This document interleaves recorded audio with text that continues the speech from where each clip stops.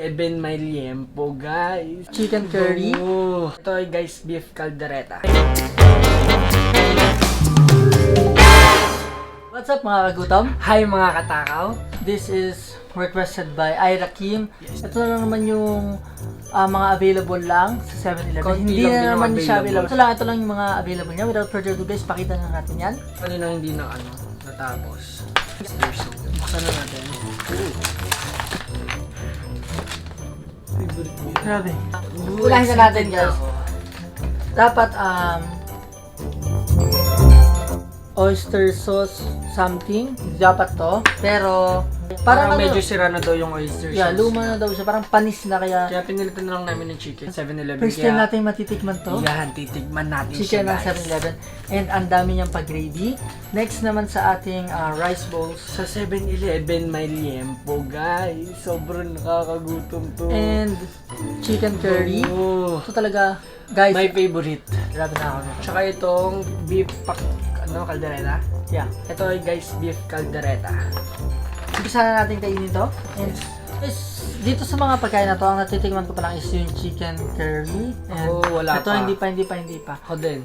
Ito, wala pa kahit Wala ano dyan. pa. So, first time ni James tikman lahat to. Na Ito itong chicken curry. nagugutom ako dito sa amoy ng chicken ng 7-Eleven. And ang dami niya talagang gravy. Buti pa yung 7-Eleven, ang dami nilang pa-gravy. Salute sa ibang mga fast food ng joke. And Lay yung request mong Mexican rice from Pizza Hut. Wala kasi, hindi pa siya available. And soon or this week, abangan mo na lang yung video natin na yan. Pizza Hut Matag- or Greenwich? Pizza Hut. Matagal niya ng request to. Itong Mexican rice something dun sa Pizza Hut. For the meantime, ito na lang muna tikman natin sa mga pagkain sa 7-Eleven. Sarap na itong chicken curry. Oh my god.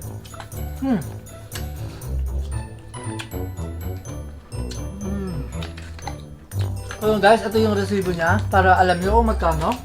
Itong fried chicken is 69 pesos. Liempo 69 pesos din. 69 pesos din itong liempo. Itong chicken curry natin Ang kinakain ko? 59 lang. 59 lang siya guys. May pausok-usok ba? Ang sarap. And etong beef caldereta is 69 pesos. So yun guys. I think compare natin dun sa rice bowls na mini stock. Mas medyo mura yon kaysa dito. Medyo may kamahalan Pero siya. parang mas maraming kanin yung mga rice bowls ng 7-Eleven. Ang sarap to guys. Itong liempo, mukhang sarap-sarap. Guys, Ang sarap ng liempo. Hindi ka nito kumakain? hindi. Kahit tikman mo lang. Hindi ako kumakain ng liempo pero titikman natin yan. Kakaiba yung lasa. Guys, palagi kong kinakain dito sa 7-Eleven itong chicken curry. And ang napansin ko lang, nakukulangan lang ako dun sa sabaw niya. Kasi, ewan ko, kulang ba talaga siya o ganito Baka na talaga. nakapak na kasi. Oh, yun. Sobrang sarap na talaga, guys. Pag kumakain ako ng chicken curry dun sa mga lutong bahay, talagang todo sabaw. Sabaw kong sabaw. Kasi ang sarap talaga ng sabaw niya eh. Yung umaapaw na dapat sa sabaw, no? Tapos sobrang patatas. Gusto ko ng patatas ng sugar.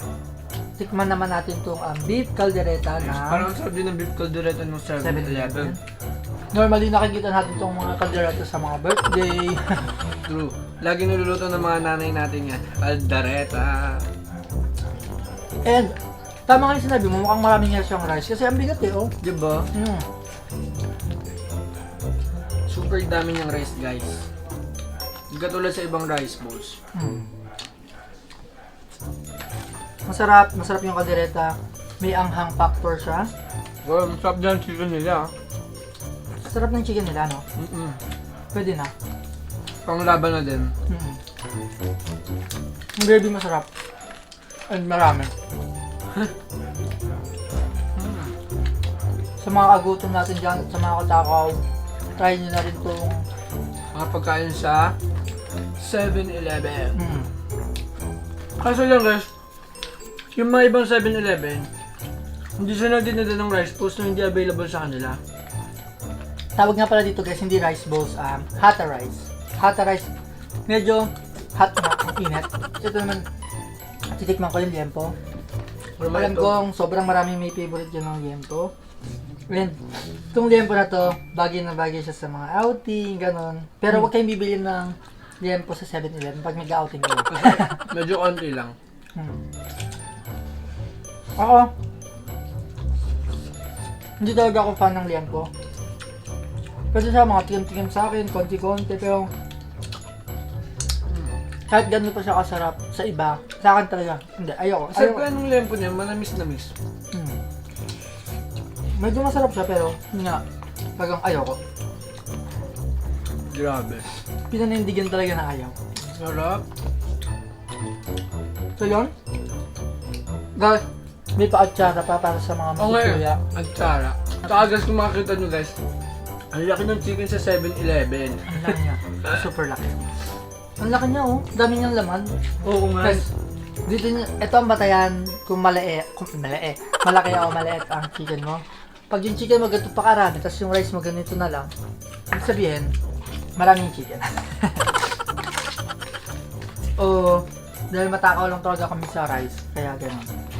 Dito na tayo sa balat, guys.